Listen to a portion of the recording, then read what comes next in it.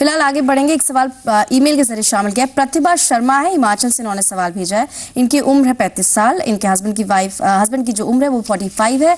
दोनों के लिए ये प्लान करना चाह रही हैं। 15,000 लगभग कमाते हैं इनके हस्बैंड, उसमें से 9,000 रुपए ये सेव करना चाहती हैं। 9,000 रुपए निवेश करें, बलवंत जी आपसे लेना चाहती है।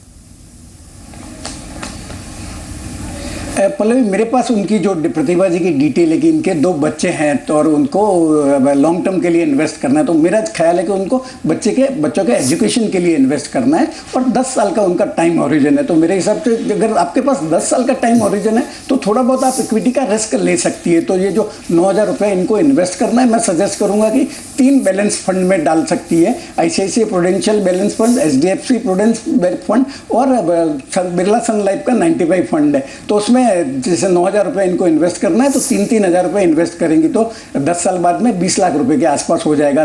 11.6% की मैंने रिटर्न प्रिज्यूम किया जो हिस्टोरिकली बैलेंस फंड्स दे रही है जी। इनफैक्ट आपको कुछ ऑप्शंस भी प्रतिभा हमारे गेस्ट ने आपको सजेस्ट किए हैं। ICICI अप्रूव बैलेंस्ड फंड है, HDFC का भी बैलेंस्ड फंड है और साथ ही बिरला सन लाइफ 95। बैलेंस फंड की खास बात ये रहेगी कि उसका ज्यादा निवेश डेट में रहेगा, तो अगर आप कम जोखिम लेना चाहती है आपके लिए अच्छा फंड रह सकता है। 9,000 रुपए को आप निवेश करना चाहती थी तो 3-3 हज़ार रुपए तीनों ही फंड्स में कर सकते हैं। रिटर्न उसके देखे 5 साल के अंदर तो लगभग 18 से 19% का एनुअलाइज बेसिस पे, यानी हर साल इन सब फंड्स ने 18 से 19% का रिटर्न शो किया है। जाते जाते आपसे जानना चाहेंगे बलवंत जी, ब्रेक पर हम जाने वाले हैं, उससे पहले कि PLI भी इन्होंने कुछ मेंशन किया था, पोस्टल लाइफ इंश्योरेंस लिया हुआ है, उस पर आपकी राय क्या है? और LIC के मुकाबले पोस्टल लाइफ इंश्योरेंस में बोनस रेट्स कैसे रहते हैं?